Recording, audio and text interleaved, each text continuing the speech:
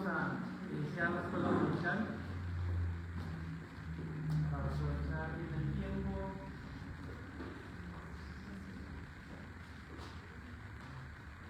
Y pues vamos a orar.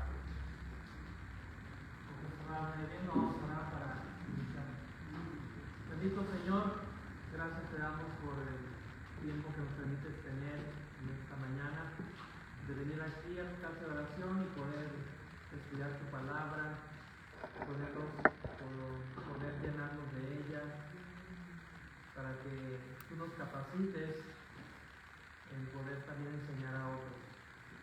Rogamos, Señor, que tomes control de este tiempo y que apertures el paso de los hermanos que van a estar llegando, y que en este festejo del Día del Niño sea de grande bendición tanto para los niños como para los invitados, sus papás, que escuchen tu palabra. Nos ponemos en tus manos en esta hora, en el nombre del Señor Jesucristo. Amén. A ver, ese celular. Póngalo en silencio, por favor. A veces a mí se me olvida, el domingo lo traigo en silencio, no que está predicando y que suene. Pero el problema con eso es que luego se me olvida quitarle el silencio y durante el lunes, martes, se andan queriendo comunicar conmigo y no los escucho. Puede ser lo que pasa a veces, ¿verdad? Bueno, vamos a ver este tema que nos toca en relación al discipulado bíblico, otros cristianos. Simplemente vamos a verlo así, otros cristianos. Como introducción, como aprendimos en la lección 1, cuando usted aceptó a Cristo como su Señor y Salvador, usted se convirtió en miembro de la familia de Dios. Espiritualmente hablando, usted ahora tiene muchos hermanos y hermanas en Cristo Jesús.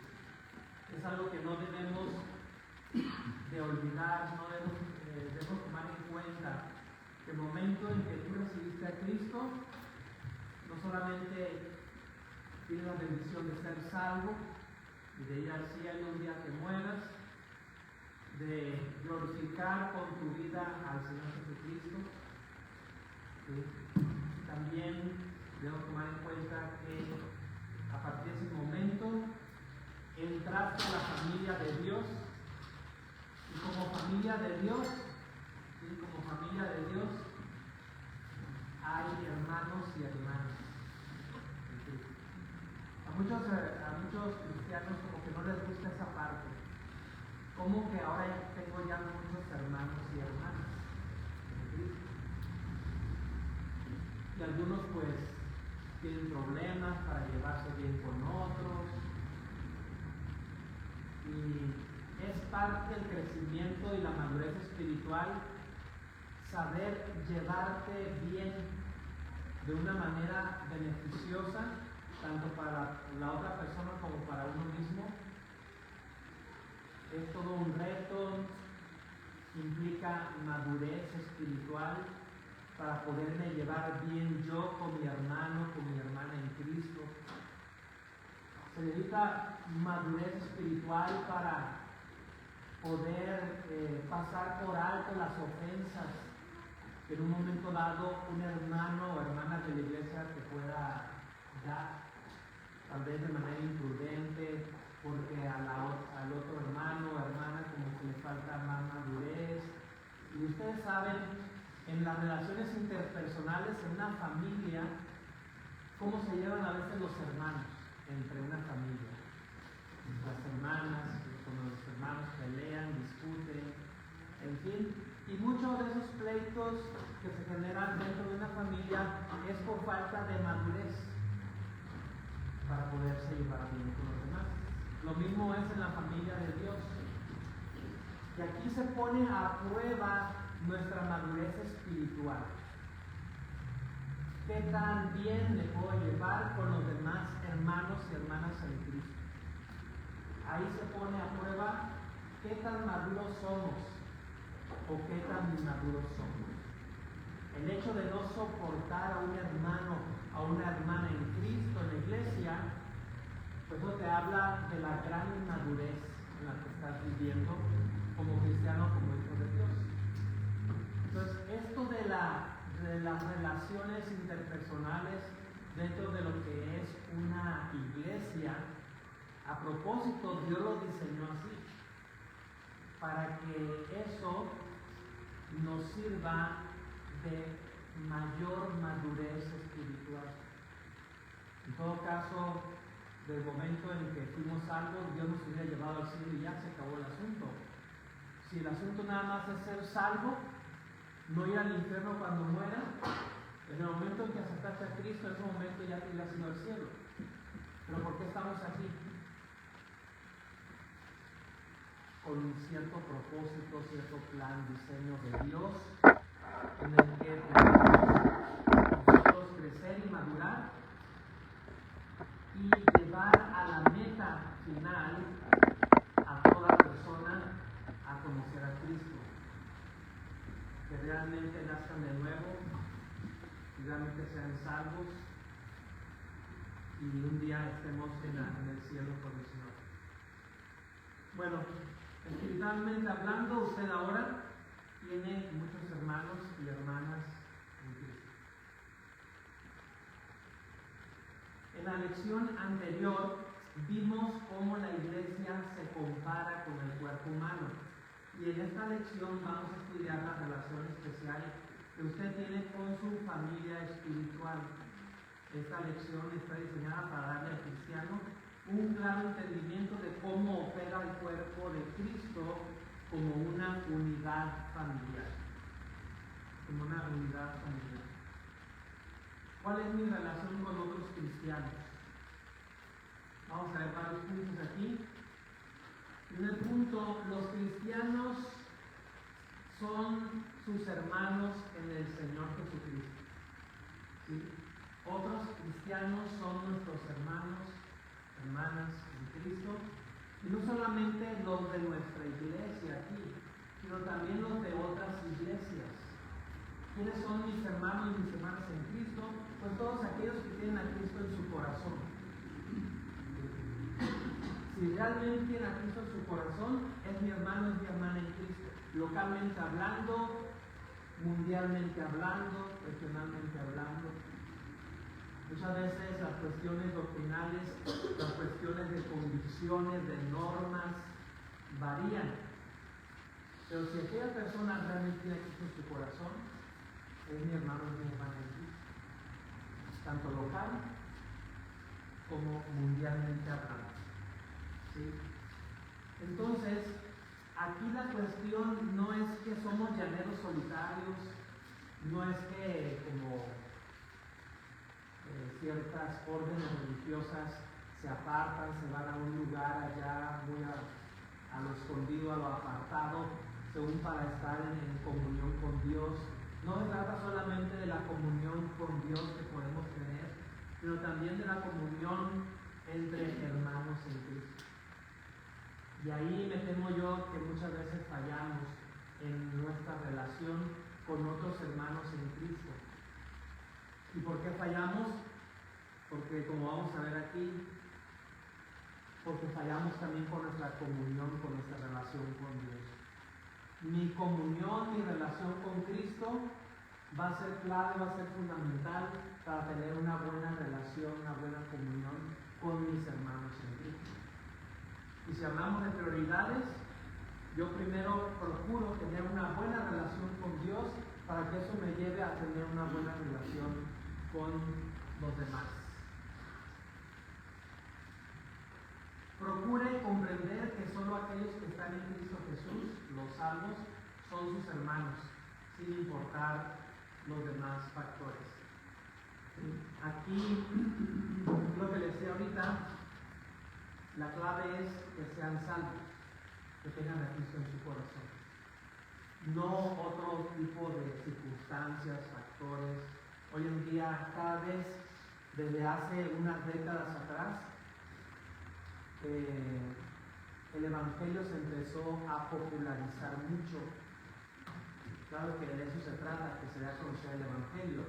Pero eso a veces trae ciertos aspectos negativos, que la gente inconversa empieza a escuchar tanto del Evangelio, de términos, de palabras cristianas, que se acostumbran a ciertos términos, a usarlos, y a veces nos confundimos y creemos que estamos enfrente de un creyente, de un verdadero hijo de Dios, cuando en realidad no lo es. E inclusive hay ciertos cantantes populares, ciertos compositores de canciones populares que ya han estado metiendo términos cristianos a sus canciones. Canciones de borracheras, de inmoralidad, de todo tipo, ya le meten ciertos términos cristianos y dices tú, ¿ese cantante será cristiano? ¿Ese compositor será cristiano? ¿Por qué le puso esa letra? Realmente no, posiblemente no, pero se han acostumbrado tanto a escuchar los términos del cristianismo que adoptan esas palabras, pero realmente sin que estemos asegurando que la persona tiene a Cristo en su corazón. Y eso a veces se hace más difícil de poder diferenciar entre un verdadero creyente y alguien que no es creyente, porque empiezan a adoptar vocabulario cristiano, ya no sabes quién es cristiano y quién no es cristiano. ¿Cómo lo puedes saber? Pues dice la Biblia, por sus frutos los conoceréis. Porque en cuestión de vocabulario, pues parece que todos ya hablamos el mismo idioma, el mismo tipo de palabras. Entonces, a veces por eso no se puede diferenciar. Pero ya conociendo bien la vida de la persona, ya puedes saber, no es que no es cristiano. Porque un cristiano no hace eso que hace esta persona. Bueno, vamos a leer estos pasajes bíblicos. Alguien que me ayude, Romanos 8:29, alguien Romanos 9:8, Hebreos 2:9 al 11, y alguien Primera de Juan 3, del 1 al 3. Empezamos con Romanos 8:29.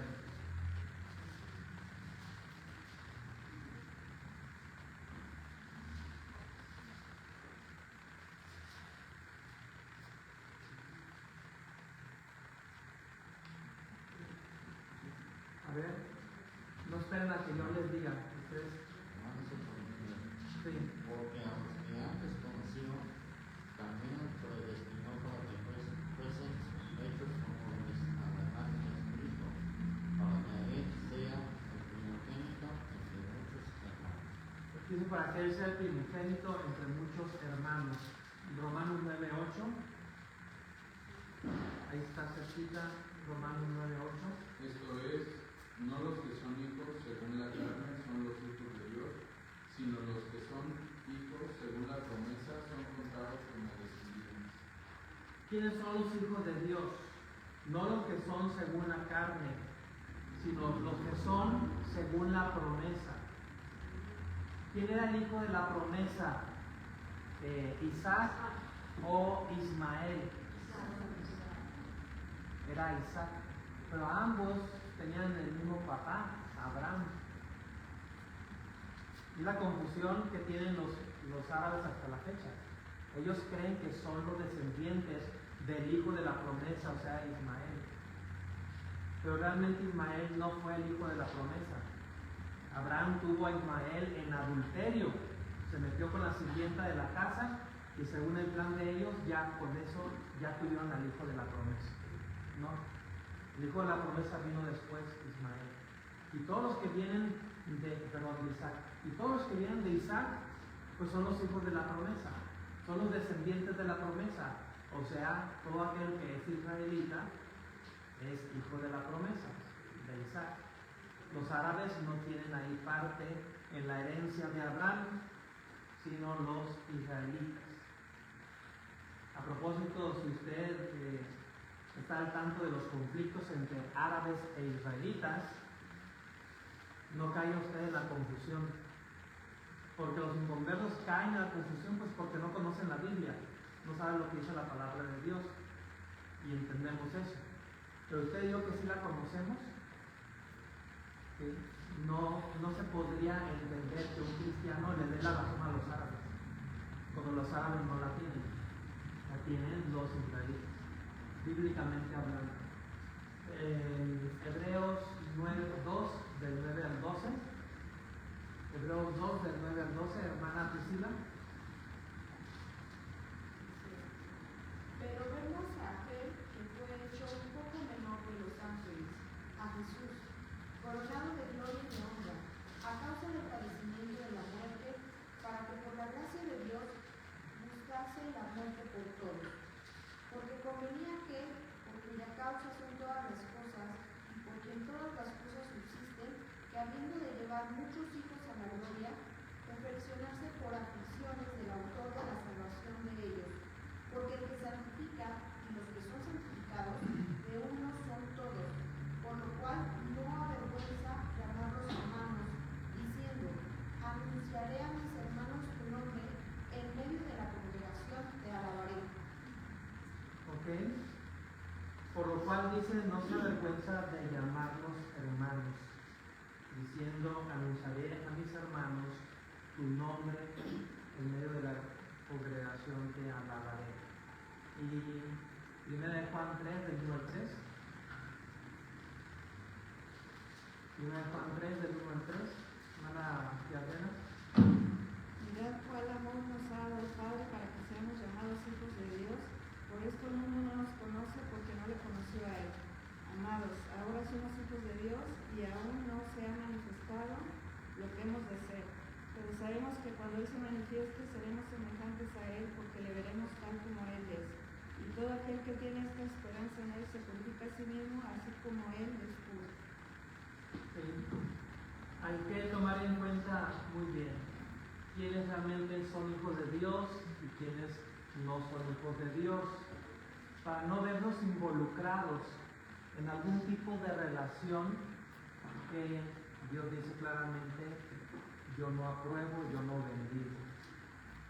Y como le decía anteriormente, como cada vez se vuelve más estrecha la diferencia entre los que son de Dios y los que no son de Dios, por vocabulario que adoptan y todo eso, como que cada vez se hace más difícil si estoy enfrente de un hijo de Dios o no. Por lo tanto, hay que investigar un poco más profundo en la persona y asegurarnos si es un hijo de Dios o no. Y si tú descubres que no, pues entonces háblale de Cristo. La solución es háblale de Cristo, no condenarle, porque ya de por sí ya está condenado y tú lo quieres hundir más. Háblale de Cristo. Tal vez te quiere usar para ganar esa alma para Cristo. Igual en el trabajo, tus compañeros, en la escuela, los que estudias, en fin, vecinos, etcétera. Tenemos que asegurarnos que la persona sea un hijo de Dios para poder saber en qué términos podemos convivir, y si descubrimos que no, es una oportunidad que Él está dando para ganar a esa persona para Cristo, porque para eso estamos aquí, para que las almas sean ganadas. Ok, los cristianos son sus colaboradores en el servicio que desempeñan para Cristo. ¿Sí? No solamente son,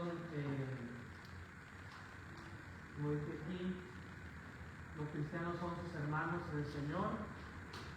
No solamente eso, sino también nuestros colaboradores en la obra de Dios. 1 Corintios 3, 5 al 10. 1 Corintios 3, 5 al 10.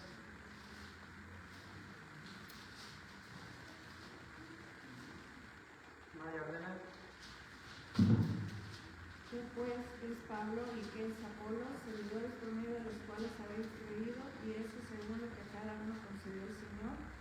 Yo planté, Apolo regó, pero el crecimiento lo ha dado Dios. Así que ni el que planta es algo, ni el que riega, sino Dios que da el crecimiento. Y el que planta y el que riega son una misma cosa, aunque cada uno recibirá su recompensa conforme a su labor. Porque nosotros somos colaboradores de Dios y vosotros sois labranza de Dios, edificio de Dios.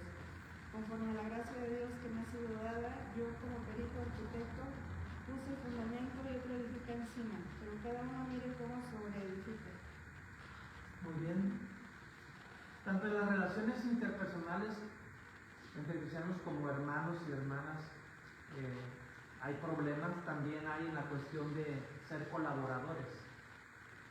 ¿Sí? Pastores, ¿habrá pastores que no se llevan bien entre ellos?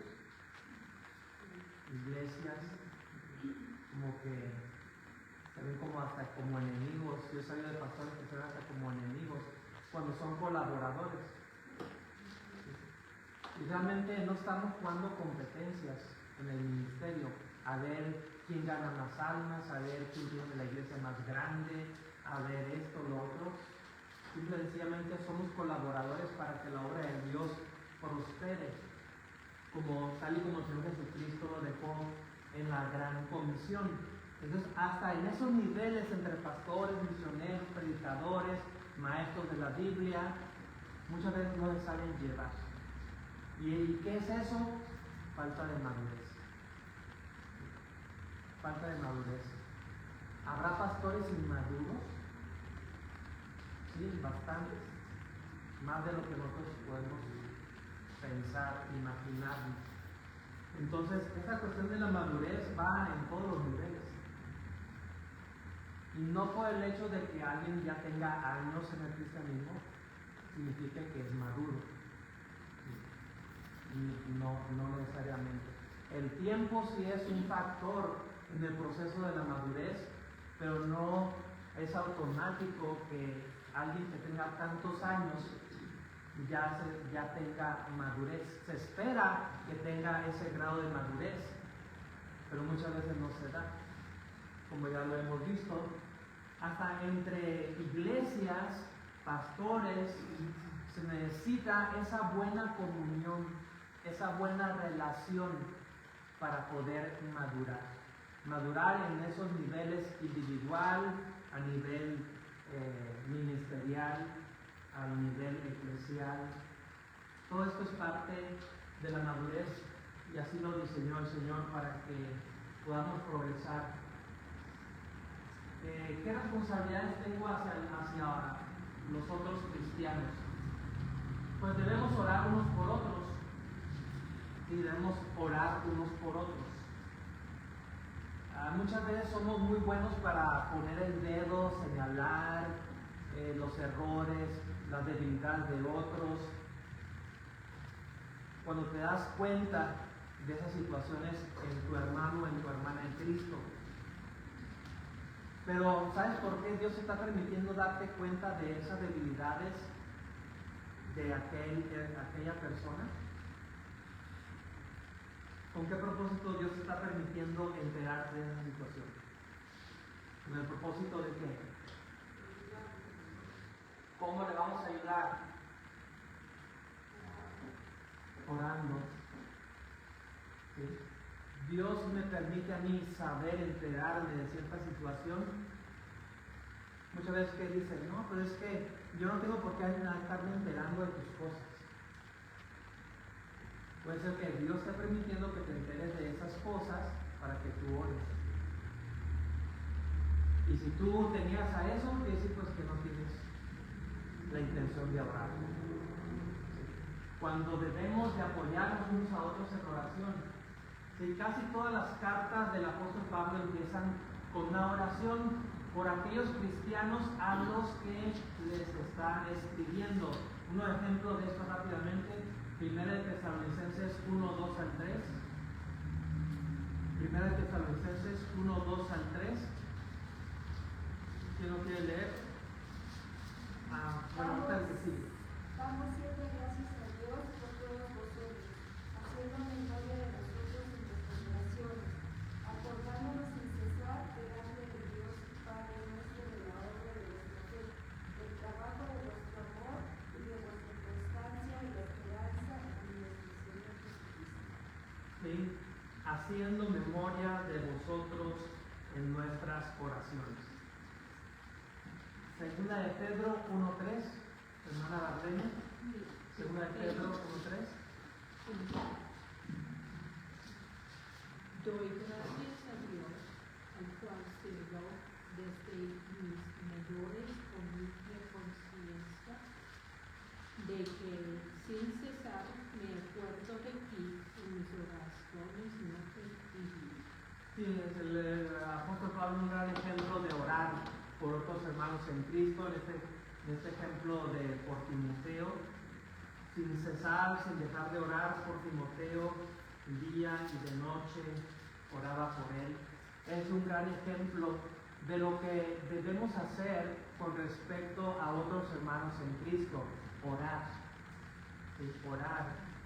Me temo que es lo menos que hacemos cuando es algo pues que no debería de llevarnos, no debería ser tanta la dificultad de orar, porque ¿qué necesitamos para orar? Sencillamente hacerlo. No necesitamos un lugar específico para orar. No necesito cerrar mis ojos para orar.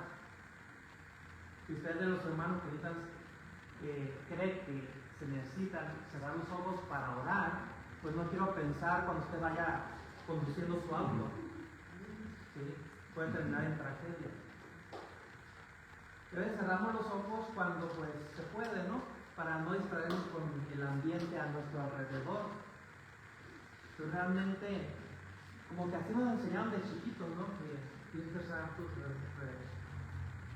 tus ojos y poner tus manitas así y todo para que sea válida la oración, cuando realmente no es así. ¿Qué es orar? Ya lo hemos dicho, es platicar con Dios.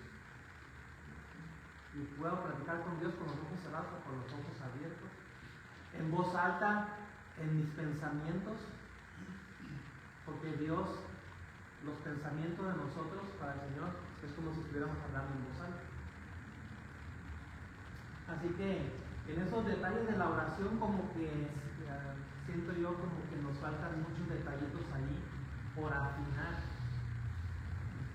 porque desde pequeños en nuestra cultura en la que nos criamos, en la cuestión religiosa, pues sí nos enseñaron muy mal.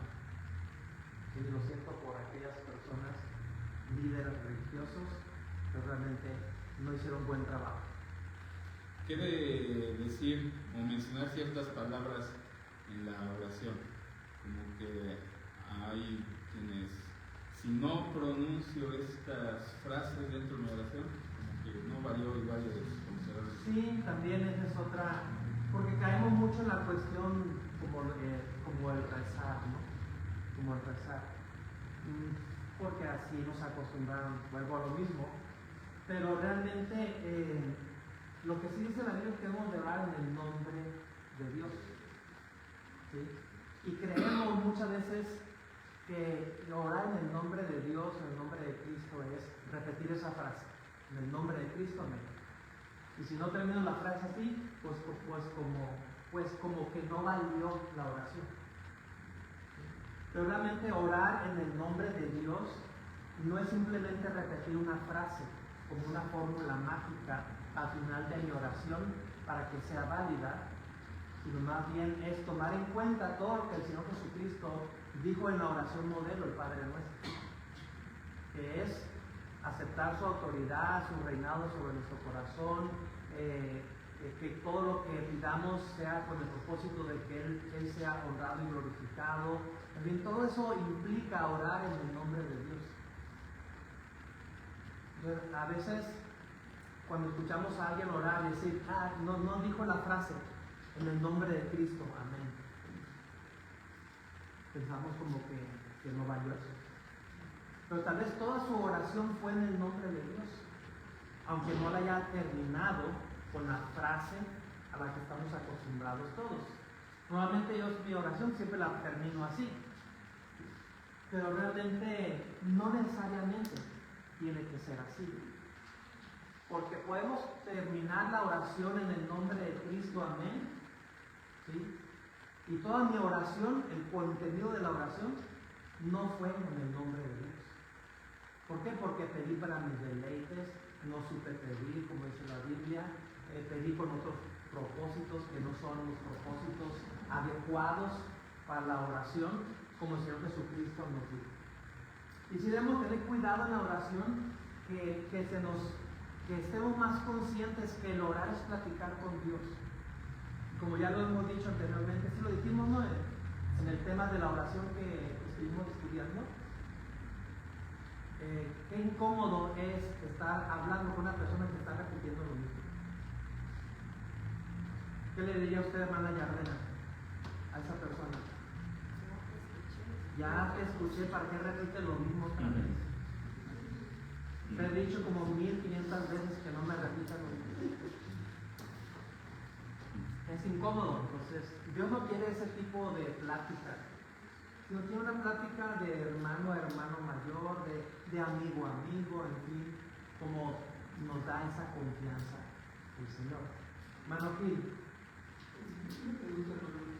Hay algunos grupos, no todos quizás, que oran de una manera, dicen, ahora vamos a pedirle a Jesús,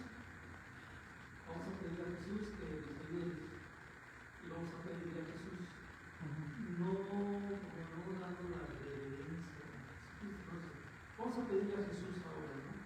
Vamos a pedirle, y no recuerdo cómo termina, Jesús, ayúdanos. Pero esa es la forma en que, ahora, vamos a pedirle a Jesús. No podemos negar el hecho de que hay un orden en la oración. Yo pido al Padre, ¿sí?, en el nombre del Hijo, en el poder del Espíritu Santo. Que esos son los términos teológicos para la oración. Yo no puedo pedir al Espíritu Santo, ¿sí?, y ya, porque dejo a un lado las otras dos personas de la Trinidad. O nada más a Jesucristo y no tomar en cuenta el poder del Espíritu Santo ni Dios Padre. Pues tiene que ser en el orden que manda la palabra de Dios. El hecho de que orar sea platicar con Dios no quiere decir que dejemos a un lado los elementos bíblicos de la oración. Porque el Señor Jesucristo fue muy específico que cuando oraréis así.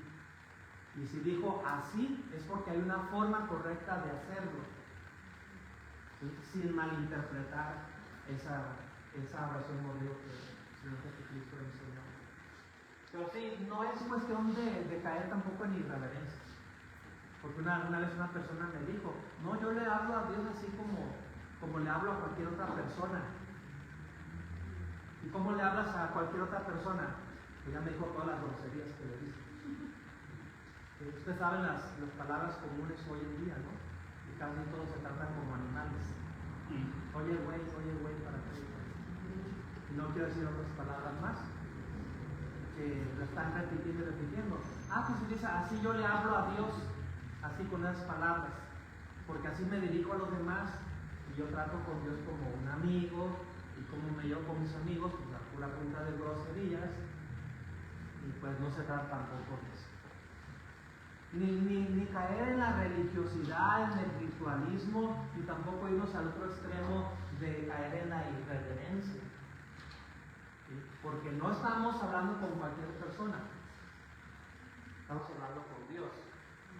Y que Dios nos dé cierta confianza y que debemos de orar de cierta manera, pues hay que sujetarnos a eso y no caer en nuestros propios conceptos de cómo sería la oración, a nuestro estilo, a nuestra manera. Pues no se trata tampoco de eso, porque no se trata de hacer a un lado la palabra de Dios y hacer las cosas como yo creo, pienso, me imagino que deben ser. Entre los cristianos debemos ministrarnos unos a otros, ¿sí? No solamente debo tomar en cuenta mi relación como hermano, hermana en Cristo, somos colaboradores. ¿Sí leímos el pasaje anterior? No leímos 2 Timoteo, sí leímos, ¿verdad? 2 Timoteo 1:3. No, lo leyó la hermana Yardena, no, la hermana Gabriela. Pero ahí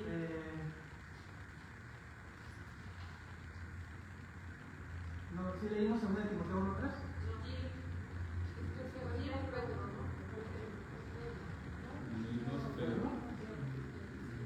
Leímos 1 Tesalonicenses y después pediste Pedro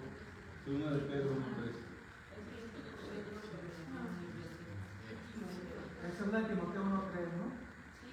Sí, ¿Y la hermana leyó qué?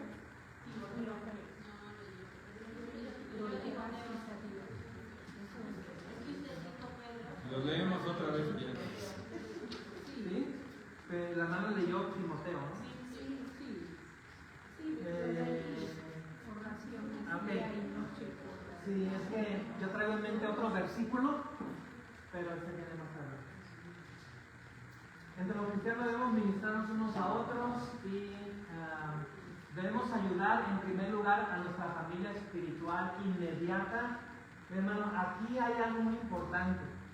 No sé si voy a pisar callos aquí, porque tal vez por muchos años estuvieron acostumbrados a otra cosa. Primero es tu iglesia. ¿Sí? No escuchó bien, ¿verdad?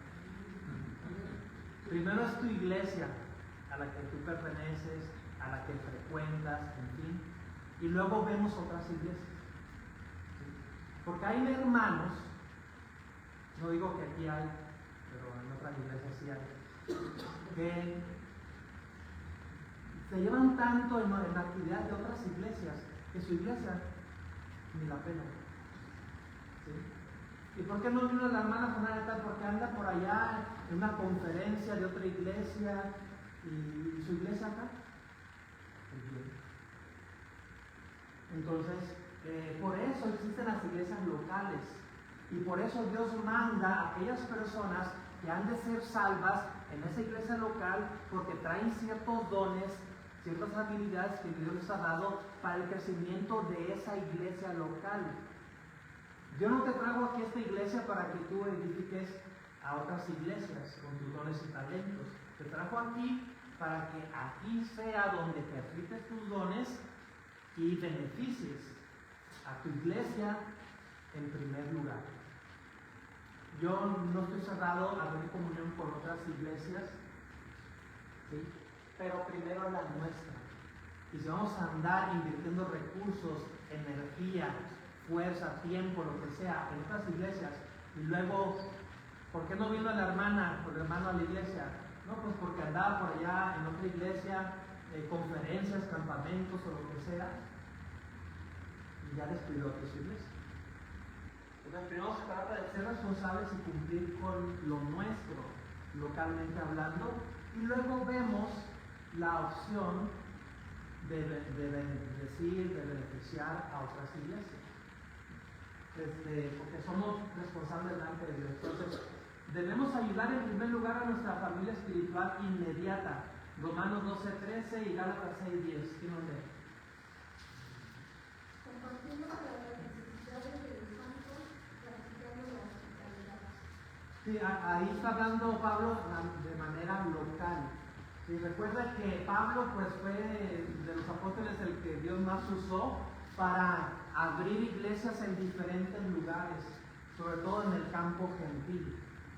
Y Pablo escribió lo que escribió para dar esos consejos a iglesias locales, Lo que él está diciendo es localmente.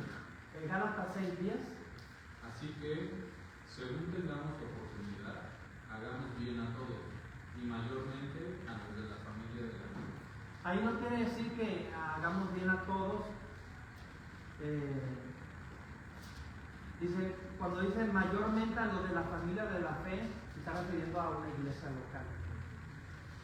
Bueno, vamos a ver el punto 2, que el color aquí me falló.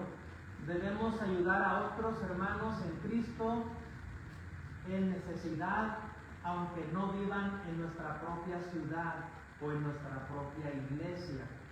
¿Sí? Aquí ya es un término secundario. Hechos de 11, 27 al 30. Hechos 11, 27 al 30.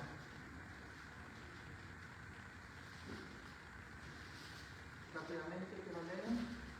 Hermano Israel. En aquellos días, unos profetas descendieron de Jerusalén a Antioquía, y levantándose uno de ellos, llamado Ágabo, daba a entender por el Espíritu que vendría una gran hambre en toda la tierra habitada, la cual sucedió en tiempo de Claudio.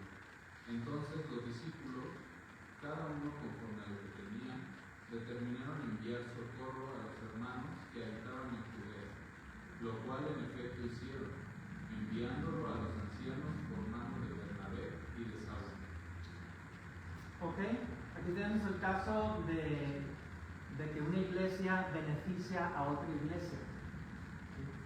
Entonces, no nos cerramos a esa posibilidad, pero hay un orden, siempre hay un orden en todo, y más en las cosas de Dios. Porque no podemos descuidar las necesidades físicas, materiales, espirituales de nuestra propia iglesia por ocuparnos de esas necesidades en otras iglesias. Vamos a llegar al punto en el que tengamos cubiertas aquí las necesidades y entonces estemos en posibilidades de poder apoyar a otras iglesias. Y número 3, debemos apoyar espiritualmente a los cristianos inmaduros y a los maltratados. Romanos 15, 1 al 2. Alguien que busque Gálatas 6, 1 al 2. Y alguien Hebreos 13, 3. Iniciamos con Romanos 15, del 1 al 2.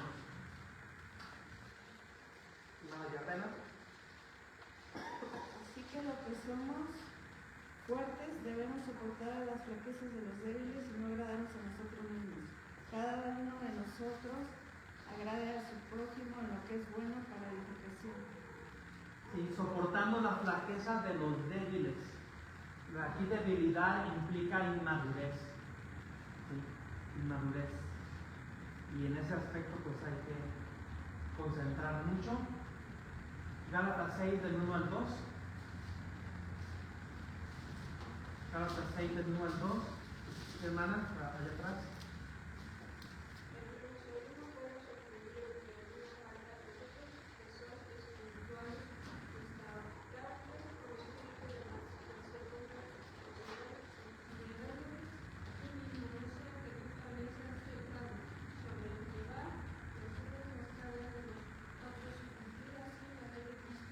Dice, vosotros que sois espirituales, o sea, vosotros que sois más maduros que aquel hermano, pues restáurale, ayúdale. ¿Sí? Hebreos 13:3. Hebreos 13:3.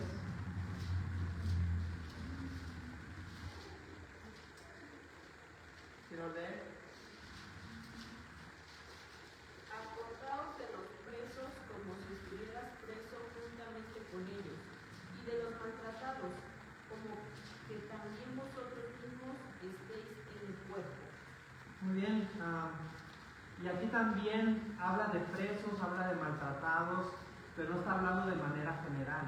Está hablando de presos y maltratados de creyentes, que por la causa de Dios en la persecución, pues habían sido encarcelados, azotados. Pablo fue azotado, Pablo fue apedreado, Pablo fue encarcelado, Pedro, en fin, casi todos los apóstoles. Habla a la iglesia de también estar al pendiente de ellos. Si son de tu iglesia o no son de tu iglesia. Rápidamente, se nos da tiempo. Debemos siempre animarnos y edificarnos unos a otros. 1 Tesalonicenses 5:11. Alguien que busque Mateo 20, 25 al 28 y Filipenses 2, de 3 al 4. Edificarnos, siempre debemos animarnos y edificarnos y debemos servirnos unos a otros. Rápidamente, ¿quién lee primero? Hermano Israel. Por lo cual, animaos unos a otros y edificaos unos a otros, así como lo hacéis. Mateo 20, 25 al 28. ¿No de la Guerrera? Entonces Jesús llamándolos dijo, ¿sabéis que los gobernantes de las naciones se enseñorean de ellas y los que son grandes ejercen sobre ellos potestad? Mas entre vosotros no será así, sino que el que quiera hacerse grande entre vosotros será vuestro servidor, y el que quiera ser el primero entre nosotros será nuestro siervo. Como el Hijo del Hombre no vino para ser servido, ni para servir, y para dar su vida por rescate por muchos.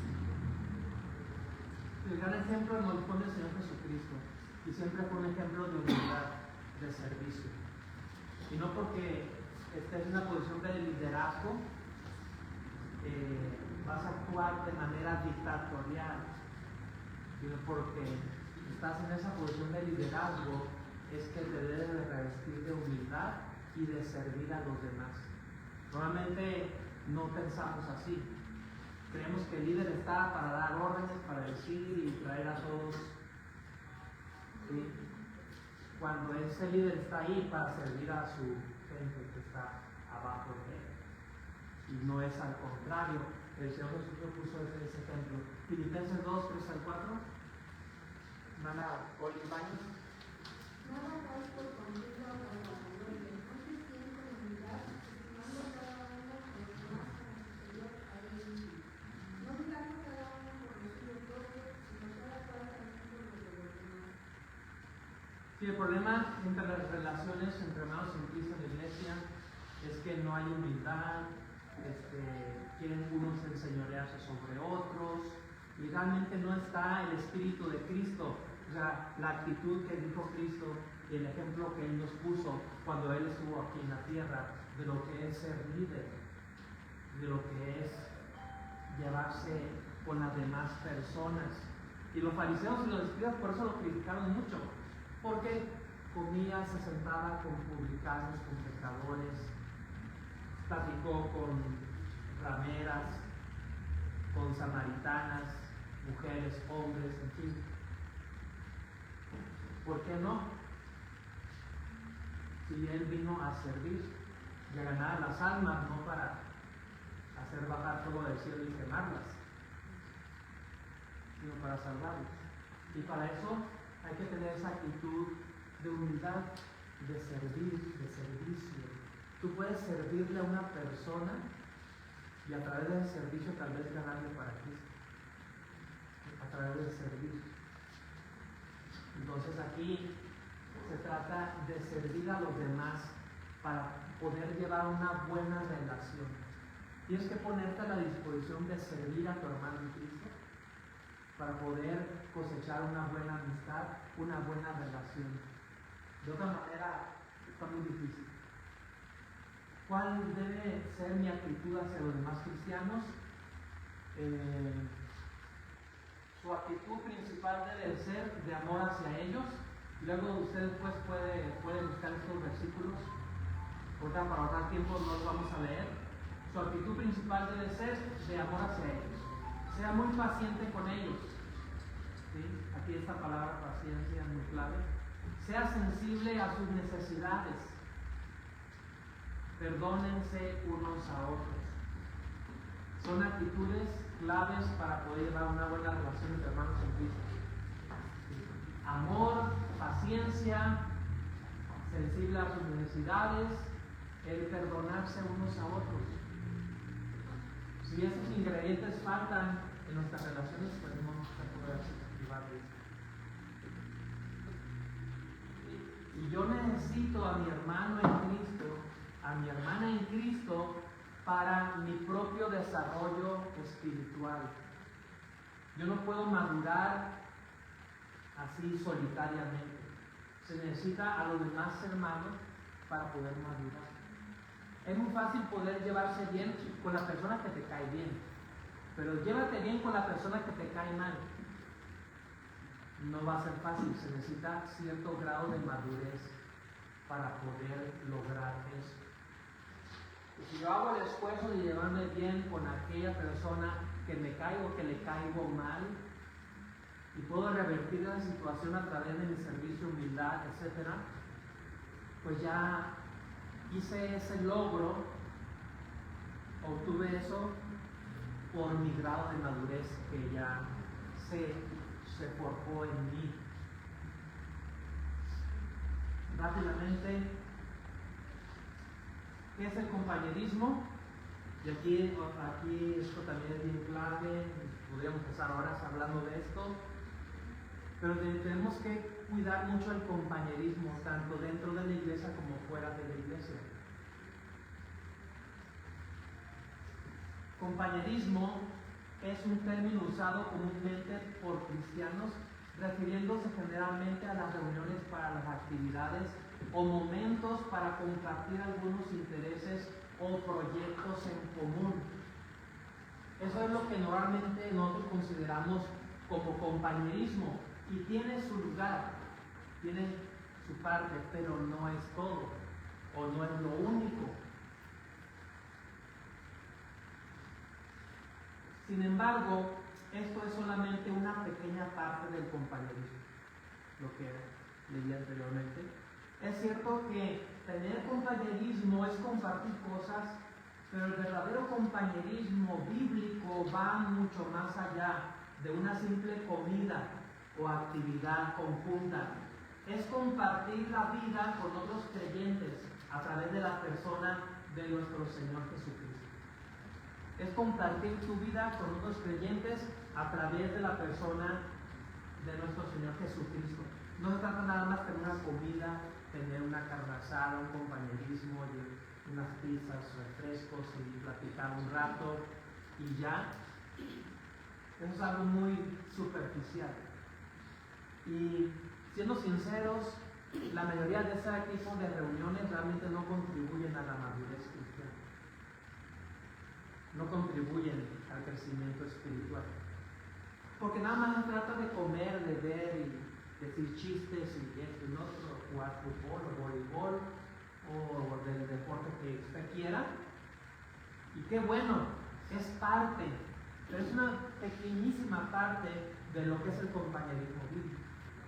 Realmente el compañerismo bíblico nos debe llevar a crecer y madurar juntos como hijos de Dios. Y muchas veces todo eso termina en carnalidad. ¿Sí? Termina en carnalidad, en pleitos, y hasta hermanos se van de la iglesia y no regresan porque simplemente no era falta y no era penal y dijeron que sí y que no, y por eso perdió mi equipo y perdimos los jóvenes y ya no vamos a la iglesia porque los adultos nos ganaron y que bueno, hay esa rivalidad, ¿no?, entre papás y jóvenes. Normalmente los adultos siempre le andan ganando a los jóvenes y pues los jóvenes pues, muchas veces no saben aceptar sus derrotas en el fútbol. Y todo eso a veces puedes ir para diversión, está bien, no pasar el rato, pero pues no contribuye nada al crecimiento y madurez espiritual.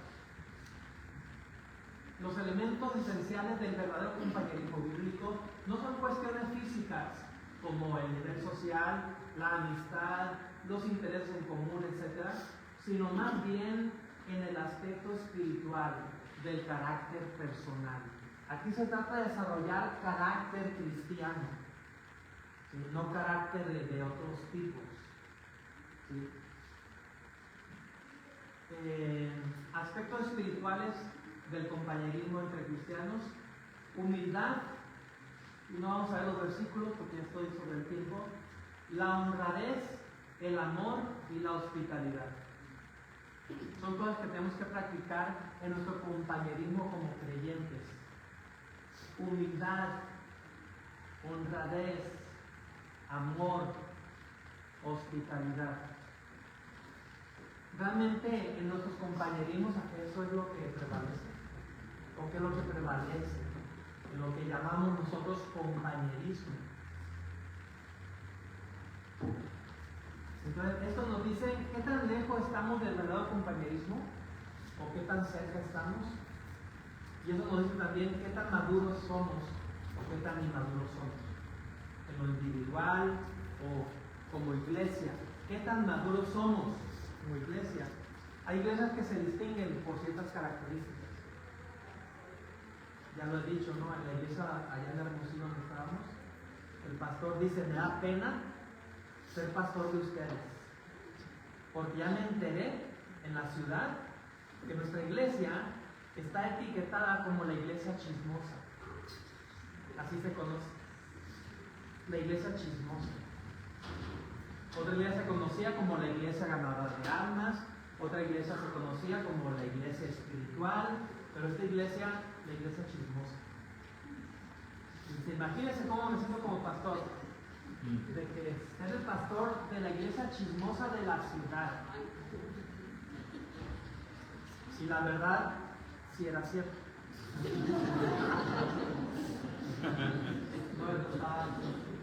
Algunas áreas del verdadero compañerismo cristiano son la oración, la fe, el ministerio y el sufrimiento. Aquí el sufrimiento es cuando pues algunos hermanos pasan por una situación traumática, en fin, y nosotros nos solidarizamos con ellos y nos gozamos con ellos o sufrimos con ellos, como dice la Biblia, llorar con los que lloran, gozar con los que se gozan, y eso nos hace todavía más cercanos en nuestra relación como cristianos, como hijos de Dios. Oración, fe, ministerio, el servicio y el sufrimiento. Rápidamente quiero llegar aquí. Debemos aprender, Cristo es el centro del compañerismo, debemos aprender a tener compañerismo con Cristo personalmente antes de poder tener un buen compañerismo con otros creyentes. La clave de mi compañerismo con los otros hermanos es mi compañerismo con Cristo. Si no está bien ahí mi compañerismo con el Señor, pues no va a estar bien mi compañerismo con los demás hermanos. Rápidamente quiero terminar con esta pregunta: ¿qué pasa si me ofende otro cristiano? Desafortunadamente, quizás te va a pasar esto cuando pases tiempo con tus hermanos en Cristo. Vendrán momentos en que habrá ofensas, roces y desacuerdos con tus hermanos de la fe, al igual que los hay en una familia física. Cuando esto pase, si es bastante serio, la Biblia da una progresión definida de principios para tratar el problema. ¿Cómo debemos contestar a tal caso? Trate la ofensa en privado directamente con la persona y trate de arreglar entre ustedes el asunto. 2. Si el asunto no se resuelve en privado, trátelo con uno de los líderes de la iglesia para intentar que sirva de mediador en la situación. Ojo, aquí no puedes ir con cualquier persona de la iglesia con que quiere el hermano.